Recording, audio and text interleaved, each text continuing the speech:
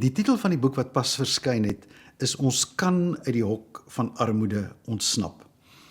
Waarom ek dink dit is belangrik dat ons kerkleierskap en lidmate kennis neem van die boek en dit lees, is omdat, soos ons reeds gesê het, armoede waarskynlik een van die grootste uitdagings is wat ons gemeenskappe in die gesig staar, maar dat armoede 'n baie komplekse ding is om werklik te verstaan en werklik 'n sistemiese verskil, met ander woorde, regtig in die kultuur van armoede 'n verskil te maak, as jy nie regtige begrip daarvoor het nie.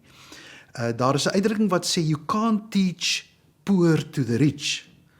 Armoede het 'n reuk, armoede is 'n kultuur, armoede is in mense se denke.